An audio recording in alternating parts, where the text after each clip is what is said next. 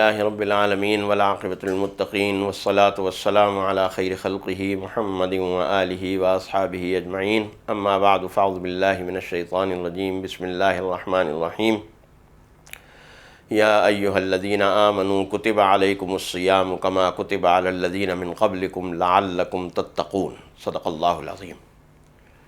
قرآن کریم کی اس آیت مبارکہ میں حق تعالی جل شانہ یہ بات ارشاد فرما رہے ہیں کہ ایمان والو تم پر روزے فرض کیے گئے ہیں جیسے تم سے پہلی امتوں پر بھی روزے فرض کیے گئے تھے، لعلکم تتقون، تاکہ تمہارے اندر تقوی پیدا ہو جائے۔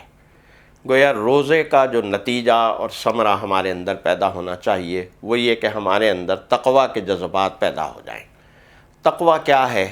تقوی کے متعلق رسول اللہ صلی اللہ علیہ وسلم ارشاد فرماتے ہیں کہ التقوی ہا ہونا، دل کی طرف اشارہ کیا اور دل کی طرف اشارہ کرتے ہوئے ارشاد فرمایا کہ التقوی ہا ہونا، کہ تقوی یہاں ہوتا ہے۔ اس کے معنی کیا ہیں؟ اس کا مفہوم کیا ہے؟ یا وہ کیا جذبہ ہے کہ جو تقوی کے ذریعے سے انسان سمجھنا چاہیے اس کو؟ جب رسول اللہ صلی اللہ علیہ وسلم نے یہ بات ارشاد فرمائی کہ تقوی ہا ہونا، کہ تقوی یہاں ہوتا ہے یعنی دل میں ہوتا ہے، تو اس کے معنی یہ ہوئے کہ تقوی انسان کے اندر چھپی ہوئی ایک باطنی کیفیت ہے، کیونکہ دل میں جو چیز ہوتی ہے وہ چھپی ہوئی ہوتی ہے۔ انسان بیٹھا ہوا ہے، دو انسان بیٹھے ہوئے ہیں، دو آپس میں باتیں کر رہے ہیں، گفتگو ہو رہی ہے، گپ شپ ہو رہی ہے، لیکن ایک انسان دوسرے انسان کے بارے میں دل میں کیا خیالات رکھتا ہے نہ اس پہلے انسان کو پتہ ہے نہ دوسرے انسان کو پتہ ہے۔ میں آپ کے سامنے بیٹھا ہوں، آپ میرے سامنے بیٹھے ہیں، ہم دونوں گفتگو کر رہے ہیں، لیکن مجھے نہیں پتا کہ آپ میرے بارے میں کیا سوچ رہے ہیں اور آپ کو نہیں پتا کہ میں آپ کے بارے میں کیا سوچ رہا ہوں، میرے دل میں آپ کے بارے میں کیا خیالات ہیں۔ تو دل میں جو بات ہوتی ہے وہ چھپی ہوئی ہوتی ہے دوسرے انسانوں سے۔ اس کا مطلب یہ ہوا کہ تقوی ایک ایسی کیفیت کا نام ہے کہ جو دل میں چھپا ہوا ہے، یہ کسی ظاہری عمل کا نام نہیں ہے، یا کسی شکل و صورت کا نام نہیں ہے، یا شکل و صورت کے بنانے کا نام نہیں ہے کہ انسان اپنی شکل ایسی بنا لے تو وہ متقی ہے، ایسی بنا لے تو وہ متقی ہے، نہیں۔ تقوی تو دل کی ایک کیفیت کا نام ہے۔ اچھا، اب یہ دل کی کس کیفیت کا نام ہے؟ اس کو مولانا اشرف علی تھانوی علیہ الرحمہ نے اپنی تفسیر میں ایک بڑی خوبصورت انداز کے ساتھ بیان فرمایا کہ اللہ تعالیٰ نے تین خصلتیں بیان فرمائیں، تین اچھی خصلتیں، تین اچھی عادتیں اور تین بری عادتیں۔ وہ تین اچھی خصلتیں کیا ارشاد فرمائیں؟ فَأَمَّا مَنْ أَعْطَى وَاتَّقَى وَصَدَّقَ بِالْحُسْنَى، کہ جس نے سخاوت کا مظاہرہ کیا اور تقوی کا مظاہرہ کیا، وَصَدَّقَ بِالْحُسْنَى اور نیکی کی تصدیق کی۔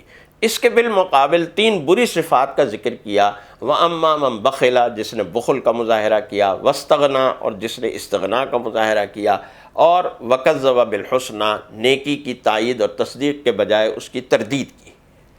یہ تینوں صفات ایک دوسرے کے مقابلے میں ہیں، اور اس طرح سے ہیں کہ فَأَمَّا مَنْ أَعْطَى کے مقابلے میں وَأَمَّا مَنْ بَخِلَ ہے، اور صَدَّقَ بِالْحُسْنَى کے مقابلے میں كَذَّبَ بِالْحُسْنَى ہے، اور تقوی کے مقابلے میں استغنا ہے۔ اگر آپ استغنا کو سمجھ جائیں گے تو تقوی خود بخود سمجھ میں آ جائے گا۔ وہ استغنا کیا ہے؟ مولانا اشرف علی تھانوی علیہ الرحمہ اس کو یوں بیان کرتے ہیں کہ آپ اس کو آسان زبان میں یوں سمجھ لیجئے کہ بے حسی کا ذکر ہو رہا ہے یہاں۔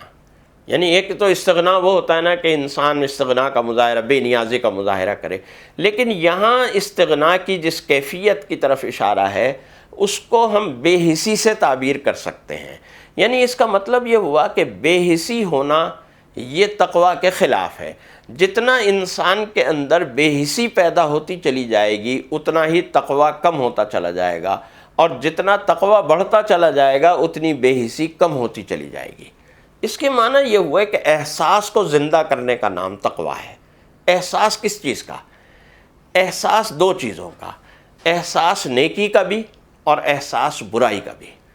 انسان اگر کوئی برائی اس سے سرزد ہو جاتی ہے، کسی برائی کا وہ مرتکب ہو جاتا ہے، تو اسے احساس ہونا چاہیے ندامت اور شرمندگی کے ساتھ۔ اسے یہ محسوس ہونا چاہیے کہ یہ برائی میرے سے سرزد ہو گئی، مجھے یہ کام نہیں کرنا چاہیے تھا، میں اللہ کے سامنے ندامت اور شرمندگی کا اظہار کروں، میں اللہ سے معافی مانگوں، یا میرے سے کسی کے اوپر ظلم ہو گیا، کسی کے ساتھ زیادتی ہو گئی، میں اس کے پاس جاؤں، اس سے معافی مانگوں، اس سے معذرت کروں کہ میرے سے یہ زیادتی ہو گئی، میں نے فلاں بات تمہیں غلط کہہ دی، میں نے فلاں چیز کر دی، فلاں عمل تمہارے حوالے سے غلط کر دیا، میں اس کی معافی چاہتا ہوں، معذرت چاہتا ہوں۔ اللہ کا کوئی گناہ ہو جائے یا بندے کے ساتھ کوئی زیادتی ہو جائے، بندہ اللہ سے معافی مانگ لے، بندہ اس بندے سے معافی مانگ لے، یہ احساس ندامت ہے، یہ احساس شرمندگی ہے۔ اسی طرح سے نیکی کا بھی احساس ہونا چاہیے، نیکی کا احساس ہونا چاہیے جذبہ شکر کے ساتھ، کہ انسان اس بات کا احساس کرے کہ اللہ نے مثال کے طور پر اسے روزہ رکھنے کی صلاحیت دی، صحت دی۔